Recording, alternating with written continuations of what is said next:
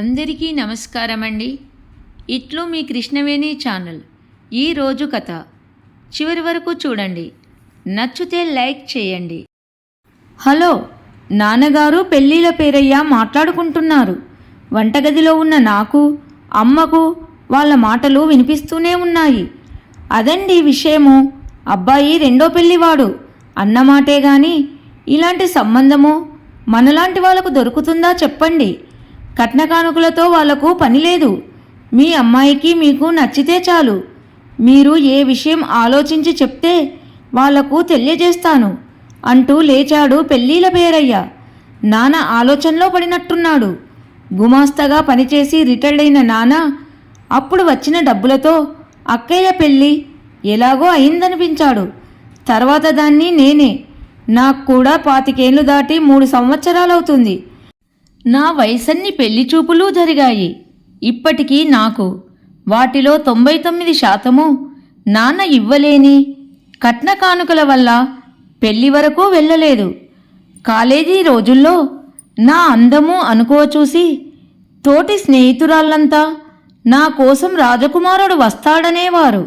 నిజమే కాబోలు అని నా ఊహలు నేల విడిచి ఆకాశములో విహరించేవి. కానీ పెళ్ళిళ్ళ విపణిలో నా అందము ఏమాత్రమూ పనికిరాదని నిరూపితమయ్యాక నా ఊహలు కాస్త నేల మీద కాదు కదా, పాతాళంలో కూడా లేకుండా పోయాయి. ఎలాగో అలాగా నా పెళ్లి చేయాలని నాన్న ఎవడో ఒకడు నా జీవితాన్ని ఉద్ధరించేవాడు రాకపోతాడా అని నేను ఎదురు చూస్తున్న దశలో ఉన్నాము. ఆ సమయంలోనే ఈ రెండో పెళ్లి సంబంధము. 6 నెలల క్రితము అతగాడి భార్య క్యాన్సర్తో పోయిందట. 7 ఏళ్ల కూతురు కూడా ఉంది. అతడి వయసు కూడా 35 ఏళ్ల లోపే. చిన్న వయసే కాబట్టి మళ్ళీ పెళ్లికి రెడీ అయ్యాడు. నాన్నకు ఈ సంబంధం నచ్చినట్టే ఉంది.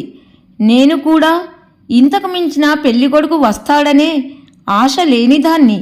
అయినా ఈ పెద్దవాళ్ళు పోషించలేనప్పుడు పిల్లల్ని కనడం ఎందుకు? పెరిగి పెద్దయ్యాక వాళ్ళ కలల్ని కాలరాయడం ఎందుకు? మనసులో అనుకునేవే కానీ బయటకు రాని మాటలివి. మనసులో మాటలు ఎప్పుడూ బయటకు అనకపోవడం వల్ల కాబోలు నేను చాలా మంచిదాన్నని అందరూ అంటూ ఉంటారు. అతడితోనే నా పెళ్ళి జరిగిపోయింది. అప్పగింతలప్పుడు నాన్న, నువ్వు నా బంగారు కొండవిరా, ఎందుకు రెండో పెళ్లివాడికి ఇచ్చి చేస్తున్నావు నాన్న అని నన్ను నిలదీయలేదు. నీ తండ్రి తాహతు అర్థం చేసుకొని కలల్ని జీవితాన్ని త్యాగం చేసి ఈ పెళ్లికి ఒప్పుకున్నావు అంటూ కళ్ళనీళ్లు పెట్టుకున్నాడు. నాన్న నిస్సహాయతను అర్థం చేసుకోలేని నేను మంచిదాన్నా? ఆడపిల్లకు ఏ దశలోనైనా ఊహలకు కొదువ ఉండదనుకుంటా. పెళ్లికి ముందు ఒక రకం కలలైతే పెళ్లి తర్వాత భర్తతో గడపబోయే జీవితం గురించి మరో రకం కలలు. కానీ నేను ఆశల ఆకాశంలోకి ఎగిరిన ప్రతిసారి వాస్తవాలు నన్ను నేల మీదికి లాగేస్తూ ఉంటాయి. ఆయనకు చనిపోయిన భార్య మీద వల్లమాలిన ప్రేమ. కూతురు కోసం మళ్ళీ పెళ్లి చేసుకోమని తల్లి పోరు పెడితే తప్పనిసరి నన్ను పెళ్లి చేసుకున్నాడు. భార్య స్థానములో మరో స్త్రీని ఊహించలేక ఏమో నన్ను దగ్గరికి తీయనేలేదు. పెళ్లి కాకముందు ఎప్పుడవుతుందా అని ఎదురు చూసేదాన్ని. ఇప్పుడు భర్త ఎప్పుడు ఆదరిస్తాడా అని ఎదురు చూస్తున్నా. అసలు నాలాంటి జాతకాలు ఎందుకు పుడతాయో? ఆయన కూతుర్ని కొన్నాళ్ళు మా అత్తగారు తీసుకెళ్లారు. మా మధ్యన ఎందుకని అలా 1 నెల రోజులు గడిచాయి. ఆయనకు టైముకు అన్నీ అమరిస్తే చక్కగా ఆఫీస్కు వెళ్తున్నారు. మనసులో వేదన ఉంటే నాకు తిండి ఎలా సహిస్తుంది? నెల రోజుల్లోనే నేను బాగా చిక్కిపోయాను. ఇష్టం లేనప్పుడు నన్ను పెళ్లి ఎందుకు చేసుకోవాలి? ఇలా నన్ను తన మౌనంతో చిత్రవద ఎందుకు చేయాలి? చెప్పానుగా, నాకు మనసులో అనుకునే మాటలు బయటకు అనే అలవాటు లేదని. లోపలే కృంగిపోతానంతే.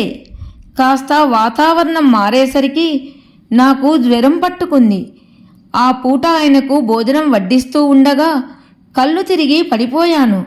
ఇంట్లో ఎవరూ లేకపోవడం వల్లనో లేక నా స్థితికి తానే కారణమనే అపరాధ భావం వల్లనో మా ఆయన నన్ను గబగబా హాస్పిటల్కు తీసుకెళ్ళాడు.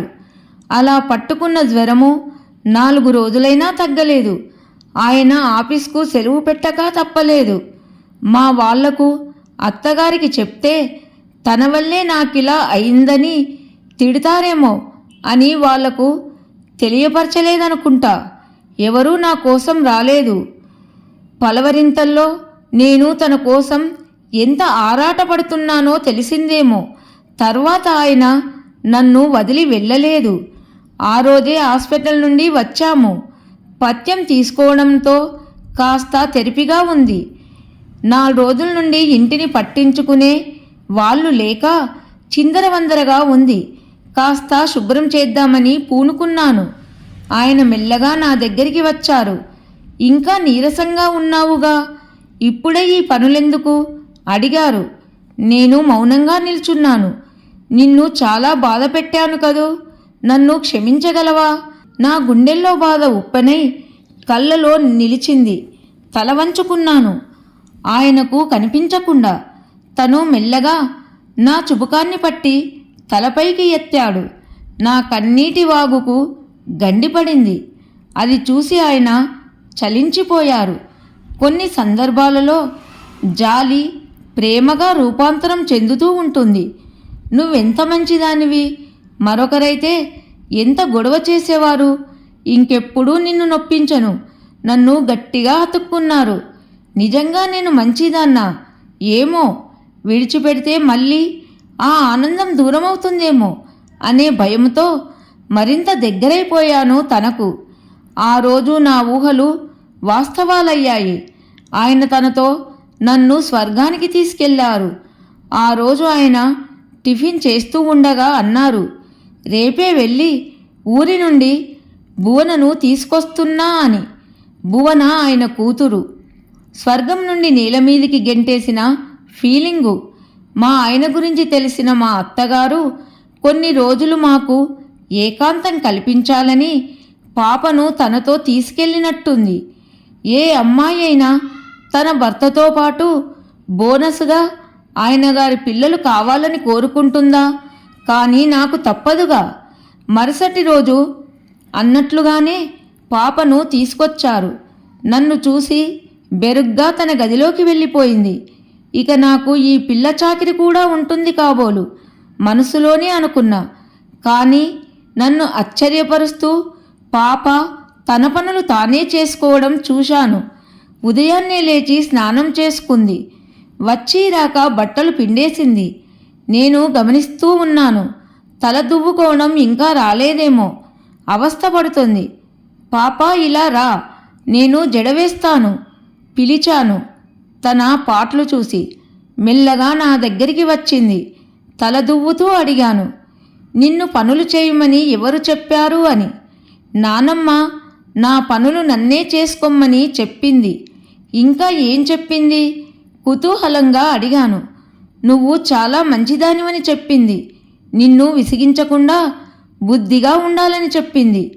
సవతి తల్లి అంటే బ్రహ్మ రాక్షసి అని నేర్పించని మా అత్తగారి సంస్కారానికి మనసులోనే జోహార్లు అర్పించాను.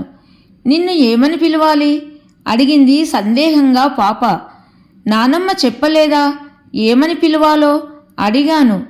నీకెలా ఇష్టమైతే అలా పిలువమంది చెప్పింది పాప. అయితే నీకెలా ఇష్టం? ఏదో చెప్పబోయి మొహమాటంగా ఆగిపోయింది. తన మనసులో మాటను గ్రహించాను. నేను మంచిదాన్ననే బిరుదు ఇచ్చారుగా, మరి దాన్ని నిలబెట్టుకోవద్దు. పాప బుగ్గలు పునికి అమ్మా అనే పిలవచ్చు అన్నాను. పాప సంబరపడిపోయింది. అలా కనకుండగానే పాపకు తల్లినయ్యాను. మరో పెళ్ళి అన్నప్పుడు ఎలాంటి అమ్మాయి వస్తుందో, పాప ఎంత ఇబ్బంది పడుతుందో అని చాలా భయపడ్డాను. నువ్వు నా జీవితంలోకి రావడం నా అదృష్టం. ఏకాంతంలో మా ఆయన ప్రశంసలతో ముంచెత్తేవాడు. ఆయనతో స్వర్గవిహారం చేసిన పుణ్యము. నేను నెల తప్పాను. బాబు పుట్టాడు. భువనకు తమ్ముడంటే ఎంతో ప్రీతి, చక్కగా చూసుకునేది. ఇద్దరూ పెరిగి పెద్దవాళ్ళవుతున్నారు. బాబు పుట్టాక పిల్లలిద్దరి మీద నా ప్రేమలో తేడా ఉండకూడదని నానా తంటాలు పడేదాన్ని. ఎక్కడ లెక్క తప్పిందో తెలియదు, కానీ బాబు కాస్త దుడుకుగానే ఉన్నాడు. ఇప్పుడు భువన పీజీ చేస్తుంది, బాబు హై స్కూల్ చదువుతున్నాడు. ఒకరోజు బాబు స్కూల్ నుండి వచ్చి విసురుగా బ్యాగు గిరిటేశాడు. వాడి చెంప ఎర్రగా కమిలిపోయి ఉంది. ఏమైంది కన్నా? చెంప మీద ఈ దెబ్బలేమిటి? ఎవరు కొట్టారు? కంగారుగా అడిగాను. అక్క నన్ను నా స్నేహితుల ముందే కొట్టింది, ఉక్రోషంగా అన్నాడు. నా కన్నతల్లి మనసు బగ్గుమంది. నా బాబును కొట్టడానికి తను ఎవరు?